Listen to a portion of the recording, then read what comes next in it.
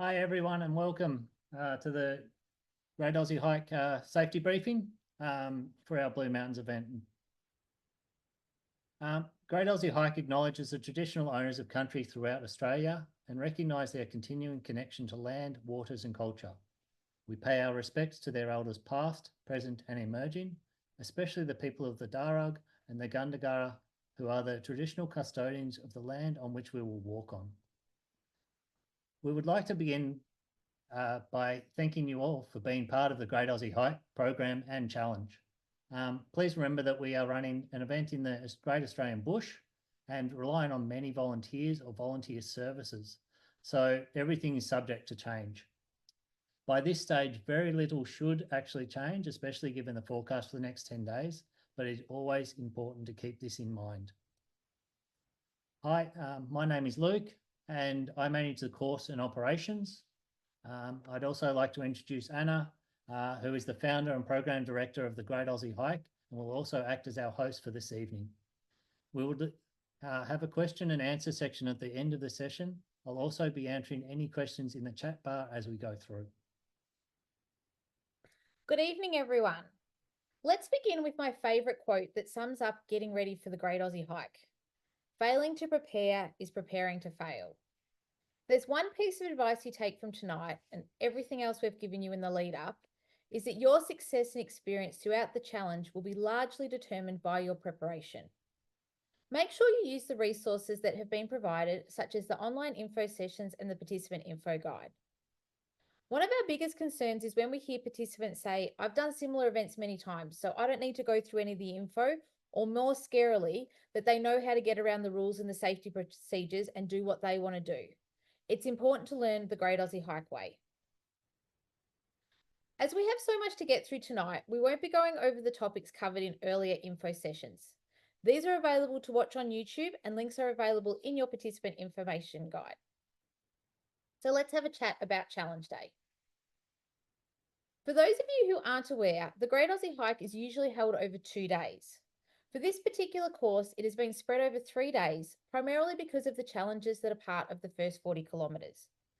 It is also the most breathtaking 40 kilometres of course we've ever used on an event, so it's important to remember that as well. One reason we're walking over the 3 days is because the Blue Mountains is no place for you to be out hiking through the dark.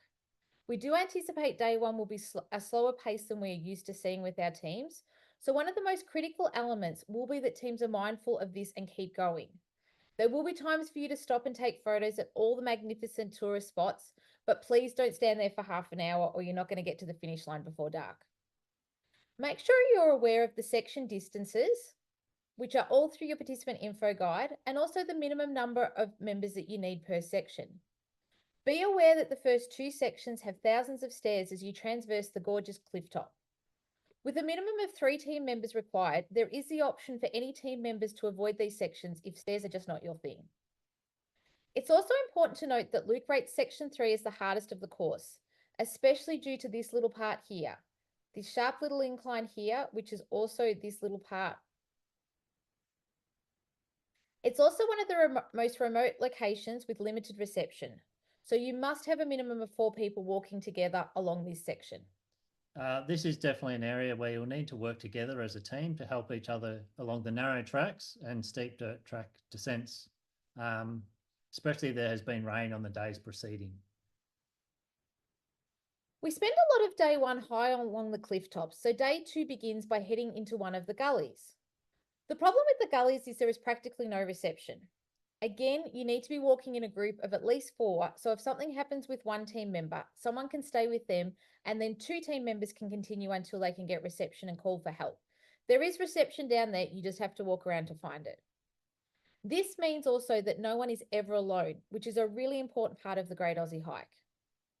These areas will also be slow for recovery or rescue, hence why it is important that you have the compulsory team gear so that you can care for your teammate while you wait. The iFirst Aid app will be a great help, will be able to provide you with great instructions and help you during these times. Section 6 and 7 then have lots of diverse bush terrain that's absolutely stunning, but they will be simpler for you to cover. On day 3, the descent into Florabella Pass will be slow for everyone, so it's important to show patience and respect for all participants on course. This isn't a race, so there's no reason to be hurrying anyone up. That being said, we did choose to have the start line 1.7 kilometres from this descent to give you all some time to space out a little and avoid too much of a bottleneck at the stairs. Keep this in consideration as you begin the day. If speed is your thing, make sure you have a fast pace over the first 2 kilometres and get there first. If you're wanting to take your time going through this part, just hang at the back, let everyone else go down, and then you can go your own speed. The day 3 course includes a number of lookouts and hidden gems, so make sure you take the time to appreciate these and go and spend that extra moment to go and have a look. We always end our courses as simple and flat as possible to help with those final exhaustive steps to the finish line. Unfortunately, flooding means you won't be able to walk along the river, but no doubt you'll appreciate no hills at this point more. Now is the time that people start getting worried about making the distance. The most important thing is to remember this is not a competitive event.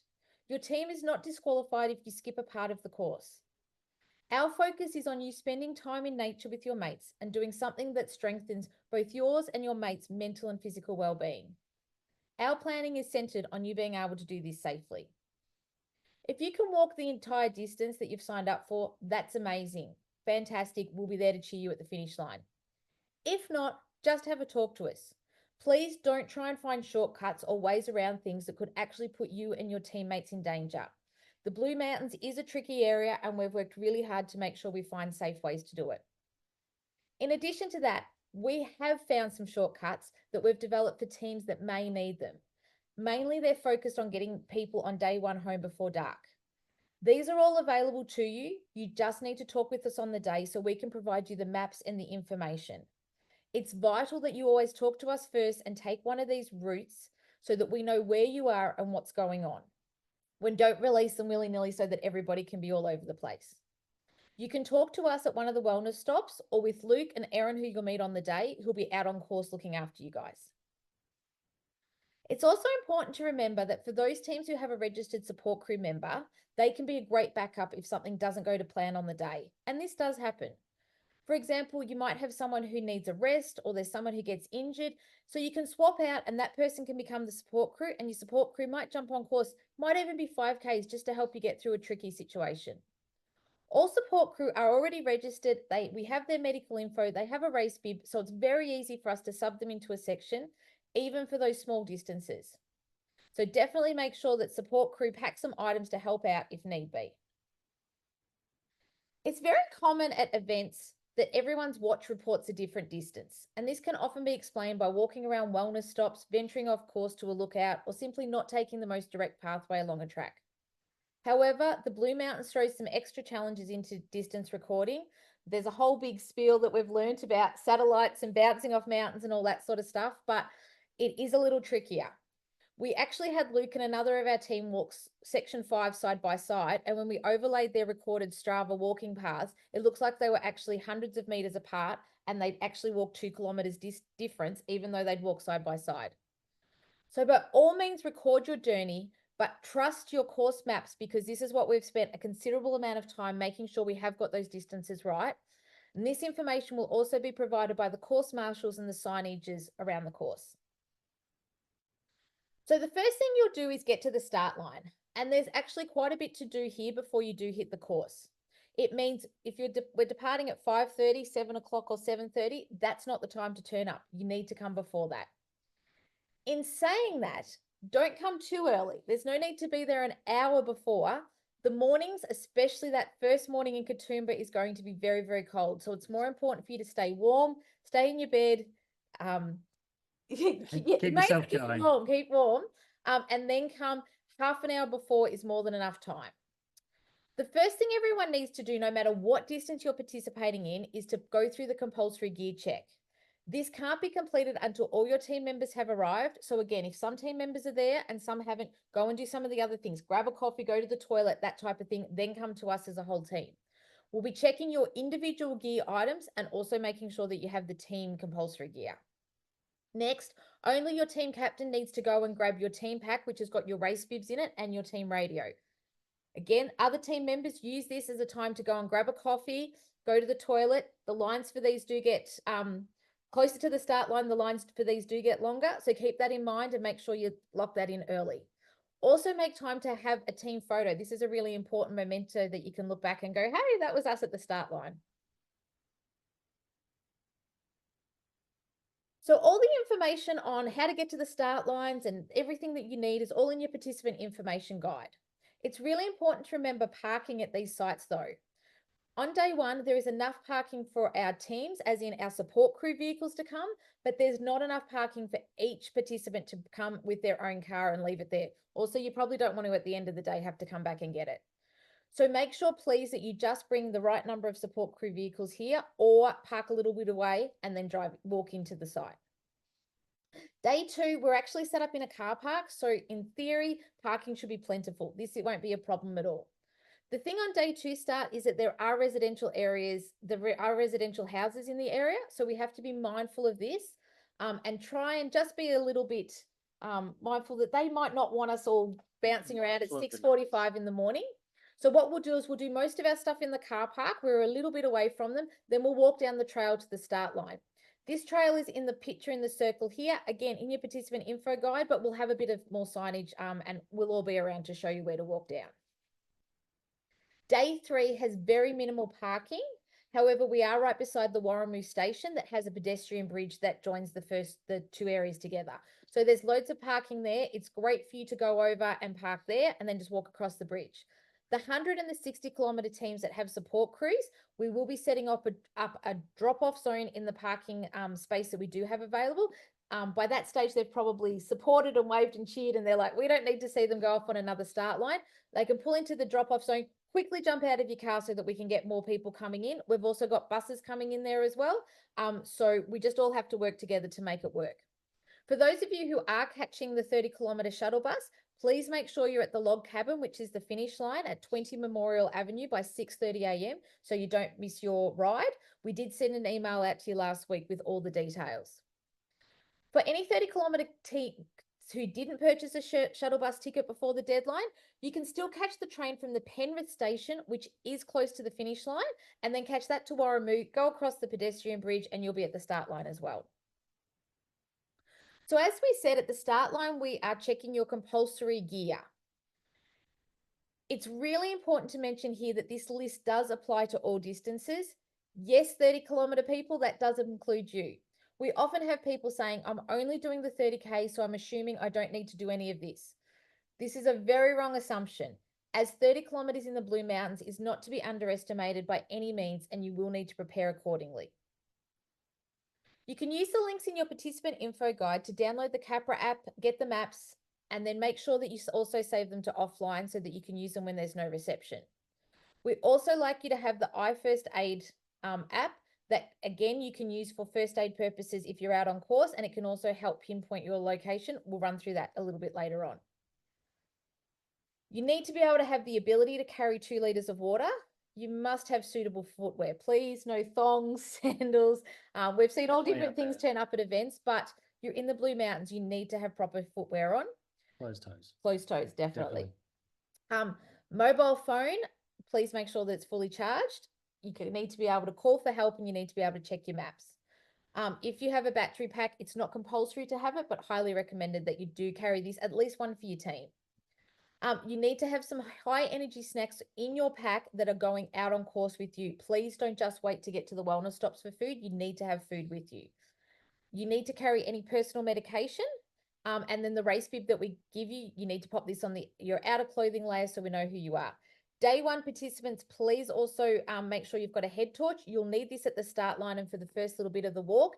It's also really important you have this in case towards the end of the day, something happens with your team, there's an injury, you get stuck on course in the dark, please make sure you've got a head torch. The compulsory items per team, so this is what you carry as a group out on the course. So one person, or you can split it up between you, but these are the items that as a group you need to have with you out on course. You need a small first aid kit with pain relief. There is a video in your training dashboard on what we suggest to pack it. We usually say go to your home first aid kit, grab the little bits and pieces that you need out, put them in a Ziploc bag. You don't need to be bringing a big first aid kit. This is just to have a few basic things to help out until help is coming on its way to you. You need to have 2 heavyweight crate bandages, or our preference is snake bandages. Again, in your participant info guide, if you click on that snake bandage word, it will take you to our preferred product. These are the ones that help you get the right tension, because I know if I got bitten by a snake, I'd want to make sure I've got the right bandage and it was being done correctly. There's no point carrying them if it's if it's not going to No, work. no. The reason you need 2 is because most likely you will be bitten on the leg, which means you need to be able to wrap the whole leg. You also need 2 emergency space blankets. In terms of the weather dependent compulsory items, if we were running this briefing last night, we would have said that they won't be needed. We were pretty excited with the forecast yesterday. However, the Blue Mountains weather pattern can change frequently. Yesterday, we had 3 magnificent days. As of today, there's considerable rain forecast for Saturday. I don't know what it's going to be tomorrow. Exactly. So at the moment, we're still a little bit back and forth as to what additional compulsory items you will require on the course. The reflective stripes are usually what we like you to wear if we are walking in the dark, but if it's a very dark or stormy day, which can happen in the Blue Mountains. At the moment, it seems like it's, even though there's a lot of rain, it will still be sunny, which means that we probably won't need you to wear the reflective stripes. However, definitely you're going to need a waterproof jacket and that extra emergency space blanket per person. They're only $1 or $2 in the chemist, so that's an easy one for everyone to chuck in their bag. It just means if you do get quite cold and get stuck out on course, everyone can, At least you can cover up and keep yourself warm for that little bit of time. Yeah. So what you also need to do is keep an eye on your inbox for further updates. We will be updating you on weather and what's going on with that as, it all falls into place over the coming week. In between each section, are our wellness stops. This is where you fill your water bottles, you go to the toilet, you can access first aid, and where you catch up with your support crew. There's some important things to note about when you arrive at the wellness stop, and that's that we need all team members to be coming in and checking in together. One of our rules is that team members are only permitted to be 100 meters apart on course. So if you have got some people arriving that 30 seconds before the others, they do need to wait, and then you need to come. There's a table always at the front of the wellness stop. You need to come there, check in so we can see that you're all there and that you're doing okay. We then want you to check out before returning to the course, and this is so that we can record the time that you have left. This is just a fail-safe method because, again, we're in the Blue Mountains. If in areas that are receptions, patching, things like that, we can always go back and say, hey, these guys left at this time. Where are they? What's going on? And that just helps us as another little way of keeping you safe. It's also a place where you can have a chat to the wellness stop crew and go, look, my teammate wants to have a rest. They're going to set out this section. We're going to swap out a support crew, all that kind of thing. We can help you with all that sort of stuff, but we just need to know there. So we've got a really clear idea who's on course, who's off course. Make sure that you're also using the resources that are available at the wellness stop to help manage any issues when they're only small, or like we like to call them, hotspots. Don't wait for things to become a really big problem. There's items such as massage guns, foam rollers, massage balls, and lots of other things. Utilize these. It's really great to sit down for 5 minutes and just use the foam roller every time you stop, after every 10, 15 Ks. Some people go, oh, it's only 10 Ks, but those 10 Ks accumulated. And again, you're doing lots of stairs and things like that. Look after your body as you go along, and you'll find that you'll make it to the finish line much better. And don't be afraid to quickly go and talk to the first aid about blisters, anything like that forming, because it can really make your day a lot better having that looked at quickly. Definitely. Blisters have ruined many people's great Aussie hike adventure. Your participant info guide also has a handy table that can be used to plan your journey and for your support crew members to understand addresses and timings. It's important to really take note of the parking details for each location as well. Where there is limited parking, you need to be in communication with your teammates and only arrive 10 to 15 minutes before you anticipate them arriving, so that all support crew have the opportunity to park close by. We do have signs on course for each section that are 2 kilometers to wellness stop, 1 kilometer to wellness stop. So by this stage, you should have an idea the pace that your team's walking at. If they give you a call at, we've got 1 kilometer to go, you know that it's 10, 15, 20 minutes, and that's when they're going to get there. For the spots with ample parking, it's not a problem for you to come and be there for as long as you want. All that we ask is that you don't enter the wellness stop until the advertised opening time. We leapfrog with our sites, and so the same setup and pack up and equipment's constantly being used. One's being built, one's being taken down, one's being built, one's being taken down. Therefore, there's usually some volunteers doing the final setup just prior to opening, and it's appreciated if you keep this space clear for them, unless obviously you want to pitch in and help them. If you are a support crew who is arriving a long time before your teammates and you have some time to spare, please do introduce yourself to the Wellness Stop crew. They would love your help cheering teams, and it's usually a fun way to help you pass the time while you are waiting for your team. Make sure that you run through the food available on course as well that's in your participant information guide, and it's a huge thanks to Rapid Relief team. They're providing a significant amount of food and drink along the course at no charge. However, they would be grateful if you would drop some coins into the donation boxes they'll have for Beyond Blue, or self-donate via the fundraising page as a way of thanking them. We do get very spoilt by RRT, so it's important to remember that they aren't going to be with us on Sunday. It can get very easy to get in the habit after 2 days of being looked after to forget to bring some food on Sunday. Don't forget the food. It's really, really important. There are no shops around Wellness Stop 6 or Wellness Stop 7.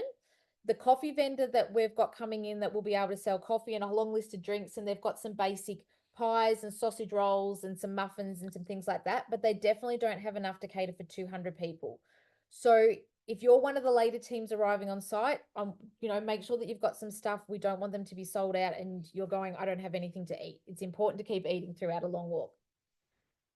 There is, however, between Wellness Stop 6 and Wellness Stop 7, you do walk through the township of Glenbrook. So there could be an option here. If you did want to grab something, you could grab it, eat it while you walk along, or sit down and eat it at Wellness Stop 7. Wellness Stop 7 is about the time most people will have lunch, but again, try and still keep eating throughout the day.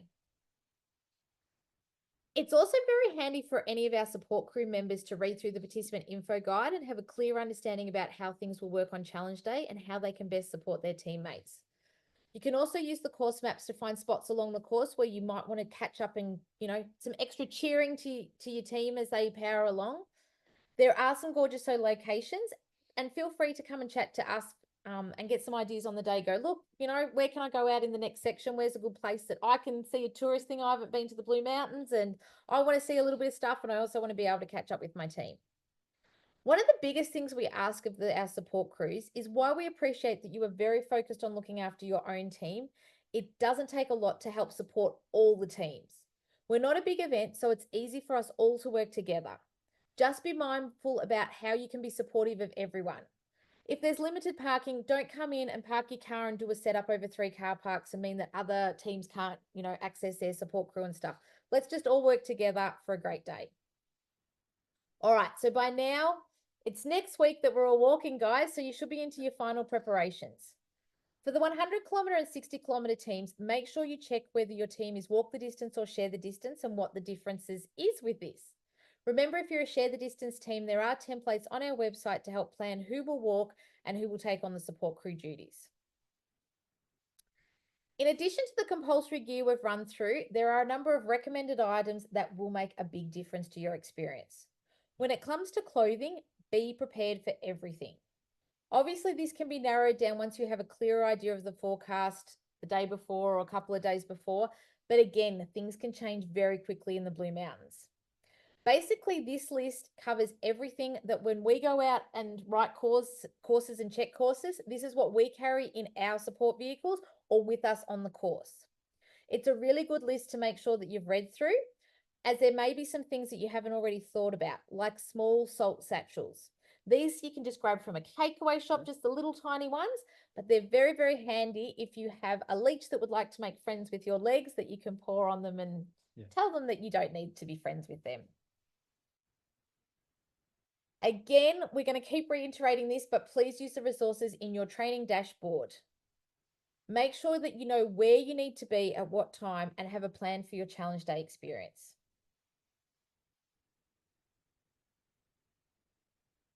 So make sure you run through the full list of challenge rules on our website or use the link in your participant info guide to find it. Of most importance that we want to chat through tonight, being aware of the minimum number of team members required on course for each section that we showed you at the start. Again, it's all in your participant info guide. You must adhere to this. There is a reason we have come up with each number for each section. You must remain within 100 meters of your teammates on course. This is a team event and you are only as fast as your slowest team member. Teams that leave someone alone or have someone walk off on their own will be instantly disqualified from continuing along the course. This is about the only thing that makes us really, really cross that we can't work around. You must arrive and depart the wellness stop within the advertised times. You can't go any faster than that and you can't go any slower. So we don't have anybody running the course. For the people who are struggling with the slow, being a little bit slower and worried about that, we'll jump in and we'll help you and talk about different ways you can do it and take some of those shortcuts and, you know, those kind of things. But our main concern is there's usually one team who tries to run it and be about 6 hours ahead of everybody else. We're not the event for that. It's actually they get the least fanfare because there's no one around when they get to the finish line. Cheer them along. You also must arrive and depart each wellness stop together. Again, only 100 meters apart. And if you have an injured team member, you must stay with them at all times while the other team members go and get help. At no stage do we ever have anyone left alone on course. And our last really big one is making sure that there's no littering on course. We do have a strict leave no trace policy. There's no excuse for even so much as leaving one piece of litter along the course. Our recommendation is to pack a small freezer bag to carry your rubbish in your pack, and then there's bins at every wellness stop where you can dispose of it. It's also important to remember that the course is open to the public. These are public walking trails that we're walking for the most part. There's some little bits and pieces to stick things together. We've got special permission, but usually this is less than 500 meters. So you will encounter other people hiking, running, or mountain biking, especially on day 3 through Knapsack Park. Please make sure you stay to the left of the course and allow them to overtake you easily. So when we talk about leave no trace, we really do mean leave no trace. If you need to go, you need to be able to clean up after yourself. Please also remember that as this isn't a race, there's no need to play Frogger when you have to cross the Great Western Highway, which, as anyone who's aware of the Blue Mountains goes, that's the big road that's right up the middle, and we do cross it back and forth as we visit all the different sections. In safe locations. I'll just put that in. We walk above, we walk below, and we use crossings. We always use the traffic lights, so we do expect you to stand at the traffic lights, use the pedestrian crossings, and not try and dart between the cars. The most important tool that you have for navigating along the course is the Capra app with the course map. Again, please make sure you've saved this to offline.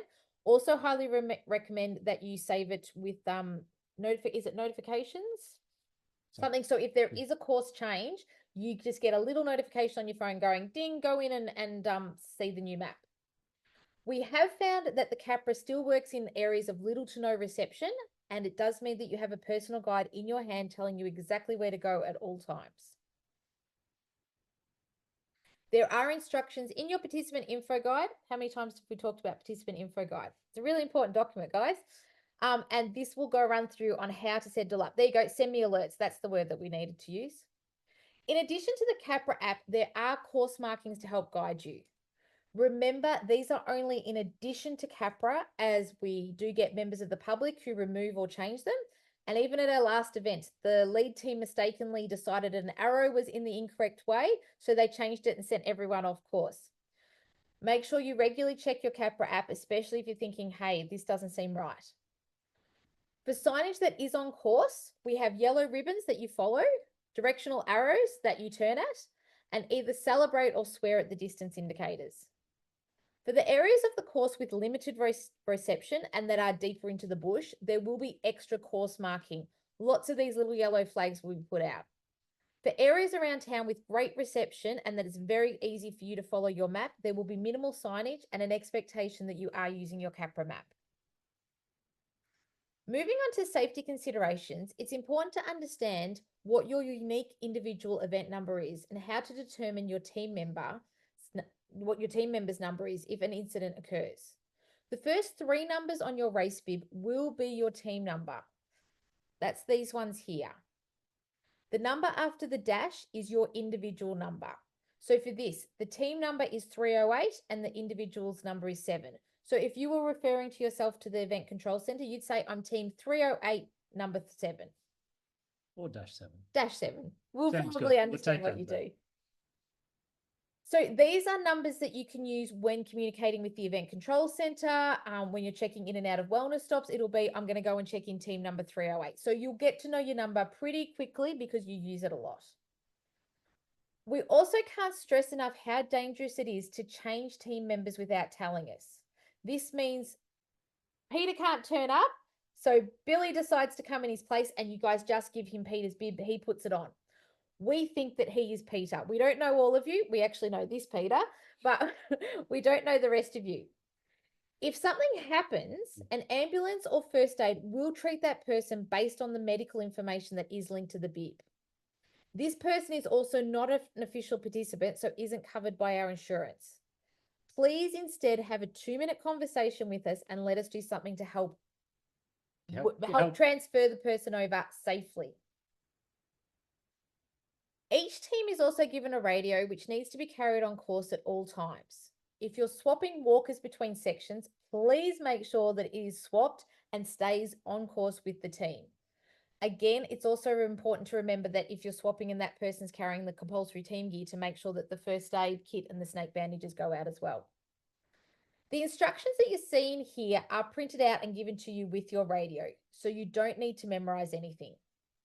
The most important thing to have a look at when you receive your radio at the start line is how to change the channel, which is this little middle button here. If you want to speak with the control center directly, you just flick it to channel 2 and then you can have a discussion without everybody, all the other teams hearing. Channel 1 is what you leave it on the rest of the time, and this is our general broadcast channel. The radios are also GPS tracked, which is part of our safety protocol, and it means that we can know where you are most of the time. If there is an incident on course that is life-threatening and hence time critical, please don't take time calling us. Ring 000 immediately. This could be if one of your teammates is having a heart attack, a stroke, they've stopped breathing, they've been bitten by a snake, there is something that is life-threatening like a flood suddenly coming or excessive blood loss. While that's happening, another team member can definitely call the event control center, but if someone's life is in danger, ring 000. Once you ring us, we can jump in and start helping as well. All the emergency services are aware of our event, including ambulance, so they'll be able to coordinate with our team, with St. John's First Aid on the ground, and we will get to you as quickly as possible. But again, life-threatening, 000. If it's not life-threatening, ring the control center via your phone or using channel 2 on your radio. We will then help. So it might be exhaustion, cuts and scrapes, blisters, sprained ankles, something like that. We will then coordinate. We still might need to call ambulances and things like that, but we can coordinate that from our end without you having to worry about that. We can also put the radio, you'll go straight in a first aid person, starting to give you advice on how to care for your teammate, things like that. But yeah, everything that's not life-threatening will help you manage. Life's in danger, 000. 000, first thing, someone else can call us if they need to. Yeah. Well, at the same time. All the information that is written on this slide is also on the back of your race bib. So if you are in one of these situations and you're like, gee whiz, what were Anna and Luke saying in the safety briefing? All you've got to do is take your race bib off and all of that is right there for you to read. Again, it's not a problem to withdraw while walking along the course. It's fine to call your support crew and ask them to come and pick you up if you are getting too tired, but you do need to let us know. We need to know where everybody is, what's going on, and again, figure out if there's less than the required number of people on course for that section, what we can be seeing on the tracker, what teams close by, join you up with them, all those kind of things. But again, communication is really important. We've talked about having the iFirst Aid app because, again, as you can see in this picture here, there's lots and lots of conditions that one of your teammates might have that you can quickly go through step-by-step picture and instructions with them on how to start applying first aid while you're waiting for help to arrive. If you are reporting an incident on course, you click on the phone little icon here, and it will give you the 3 words that every emergency service operator will want that pinpoints your exact location within about 5 meters. You can actually, through the app, ring straight away the ambulance, police, fire, or poisons information. And again, it's these 3 words that will be there that they will just be so happy, and it will help them get to you a lot faster. And those numbers will work with very limited reception as well. Yep. Let's start this topic by stating how incredibly rare it would be to need to evacuate everyone from course, so we don't want you to panic. A more likely scenario would be if there was some high winds and lightning appearing on the forecast. We would then stop each team as they arrived at a wellness stop from returning onto course. We'd let the threat pass and then we'd go back out onto course. If we do have to evacuate, instructions will come through on channel 1 on your radio and all participants will receive a text message. The first thing you need to do is to open your Capra map and figure out exactly where you are, and then open up the map and have a bit of a closer look as to where the closest road crossing is and the quickest way for you to get off the course. Then start heading towards this spot. This can mean that you might continue walking forward along the course, or sometimes it's quicker for you to turn around and go backwards to the closest road crossing. You'll also probably remember where that was. For our 100-kilometre, 60-kilometre and 40-kilometre teams that have support crew vehicles in the area, you are heading to a location that you can then call your support crew and tell them to pick you up from. Support crew, it's really important that if you hear an evacuation's happening, you don't just jump in the car and start driving around in circles. Stay where you are, connect with your team and get a location from them before you start driving. What we'd also ask the support crew to do is that when we send the text message, send us a reply and say, yes, I've connected with my team and I'm on my way to get them. Now, the text message will come from a whole bunch of different numbers. We will not be sitting there with our little Great Aussie Hike mobile phone and texting everybody. That's when we flip over to an SMS system on a computer that there'll probably be multiple people on computers reaching out to everybody and reading your messages that come back in. Don't worry about the number that's there. As soon as you hit reply, it will still come back through the computer to us. So all we want you to do is text us and say, on my way to collect team 307. Remember how important that team number is? Don't need to get into lots of team names. And, there's lots of you with very similar names. Just use that team number. We have sheets already printed out and we start ticking off going, yep, someone's looking after them. This also means that if nobody from your team is responding, that's going to raise a red flag because we have another crew that's ready to go out on the ground and start to find the people that we're not communicating with. Therefore, it's really, really helpful to us if we know that your team's under control. Once you've picked up your team, please text us again to let us know that they are safe. And again, depending on the situation, we will have already broadcast to you whether you need to go to a wellness stop, whether you need to head to the finish line, or just go back to your accommodation. For our 30-kilometre teams who don't have support crews, we have a local bus company on standby should we need them.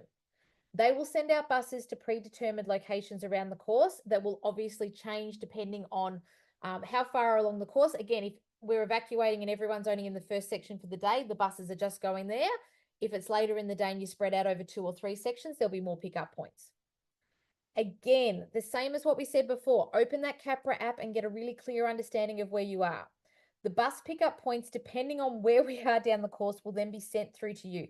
And you can work out what is the best way for you to turn and go back, or the closest location. Again, you might go backwards or forwards, but use your Capra map to use against the addresses that we give you to figure out how to get there fastest. The buses will then return you to the finish line at the log cabin where we'll have further information, but it's also where most people's vehicles are located. The most important thing we can ask all team members and support crew do is that you don't panic.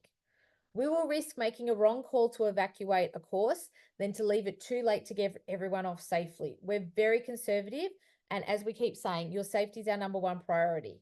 But again, an evacuation is highly, highly unlikely. If it does happen, the entire Great Aussie Hike crew will be employed to locations all around the course and we will be there to help you. Also remember that your team radio is GPS tracked so that we will have people there making sure that you're getting to safety, you're going in the right direction to get to buses. We'll call you, we will help you. Don't ever think that you're alone. Okay, another really important part about getting to the finish line is to be able to stay healthy while on course. Again, lots and lots of resources available for you in your training dashboard, so make sure that you use them. We just also want to reiterate the importance of focusing on your hydration while you're on course, the day before, the day after, and at the wellness stops. Lots of information in the participant info guide, so read through that.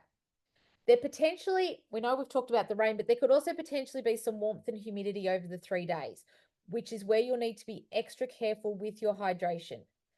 Please have a plan for how you will manage this along the course, but it's very important to keep drinking, even if you don't feel like it, every 30 minutes. We often say it's great to give one team member even one team member per section, that it's their job to remind everyone, hey, it's been 30 minutes, drink, and little things like that, turn it into a game. And there will be aqualite at the wellness stops as well. Yep. So please utilize that during the day. It just helps rehydrate you throughout. Yeah, one little cup of that can really, at every wellness stop, can really keep you hydrated well. The other thing that we want to highlight is making sure that you have a blister prevention plan. Without doubt, this is the biggest issue we see for all distances, and usually the result of not preparing and ignoring hotspots when they are small. Have your plan in place, but also do not ignore little sore spots and little red burny bits. As you're walking along going, oh, that doesn't feel great. When you get to the next wellness stop, do something about it then. Podiatrist Steve recommends changing your socks at least twice each day while you're on course. He also recommends applying an anti-chafing balm like Premax every time you change your socks. It can literally be that simple to avoid the most incredibly painful situations, a nasty blister or a toenail coming off. We have seen some lovely things over the years, and they do cause agony, and it causes us agony to watch you in agony with every step. So the same as you always fill your water bottle at each wellness stop, and you make sure, you go to the toilet, you do your stretching, you get some food, make sure that you also do something at each wellness stop to avoid blisters, especially if we do get the rain on day 2. Our wellness stops are designed to keep you well along the journey, so utilize them to stay healthy on course. Most importantly, ask for advice or seek treatment when issues are small or hotspots, like we like to call them. There's first aid at every single site, and they will be able to help you. So while we've been talking a lot about how important it is to communicate with us, it's also really important to have some good communication happening within your team. If you haven't already started chatting and planning, now is the time to get onto that. So the final checklist, we're definitely into the final countdown. Your participant info guide has a great final checklist that you can pull out and help with last minute planning. We highly recommend that you do that tonight, not the night before the event. Our How to Prepare panel have also given their top tips that you can flick through in the participant info guide. But the one thing that they talk about over and over again is the importance of being prepared. You've got over a week, you do have time to do this, just start to get things sorted. What we also need you to do is make sure that you're getting prepared before Friday. We leave for Melbourne on Saturday, and then we'll be spending the next week out on course in all those bits of limited reception, and we'll be going and checking the entire 100 kilometers of the course. We'll be checking all the sites, and then we start course marking and putting out all that signage that we've talked about. So it will be very difficult for us to be responding to your emails. Please make sure you've gone through all that stuff and have sent through any questions for us before Friday. As we've mentioned in the last couple of participant newsletters, we only have room to bring a very small amount of merchandise with us. Therefore, if there's anything here you would like to purchase as a memento of your adventure, we highly recommend pre-purchasing via your training dashboard, again before Friday, so that we can pack it in the truck and bring it with us. This will also save you having to pay postage, as we'll be able to just hand it over to you on the day. And finally, remember to enjoy your experience. Leave all the stress of the safety and the weather reports and the coordination up to us, and you go out there and have a bloody good time. Make sure you also have some interesting talking topics and funny jokes up your sleeve to help keep the laughter up amongst your team. This is the best thing to do when those achy legs kick in. Part of this mindset is what you bring to the start line. Make sure that you be kind to yourself. Don't beat yourself up about how much training you've done or anything else that you've got going on. What you are doing is amazing, and turning up at the start line is your accomplishment. Remember to also be caring towards your teammates. Be thankful for the amazing volunteers along your journey. Be grateful for this amazing piece of nature that we're going to get to explore together, and be happy that you're lucky enough to be part of it. So that wraps things up from our ends, but we will hang around to answer all your questions. As long as the recording that we've pressed the button on has worked, we will also send you that and any important links to your inbox over the next couple of days. So keep an eye out for that, as well as our updates on the weather. Now's the time for you to start getting excited. It's nearly here and you're going to have an amazing adventure with all your teammates. We just ask one final thing to consider over the next week and throughout the challenge. In a world where you can be anything, choose to be kind. This is the Great Aussie Hike. We're doing 100 Ks and this is how it went. Woo!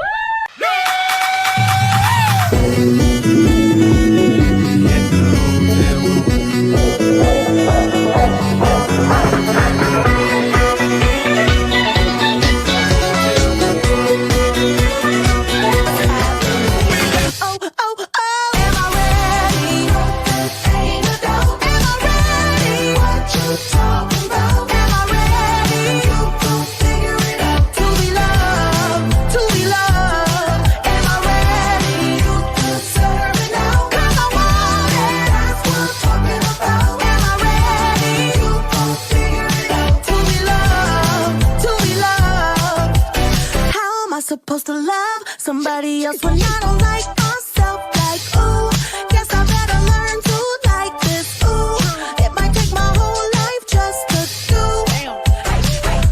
He called me Melly, he squeezed my belly. I'm too embarrassed to say I like it. Girl, is this my boo? That's why I'm asking you, 'cause you know I've been through. Am I ready? Am I ready? What you talking about?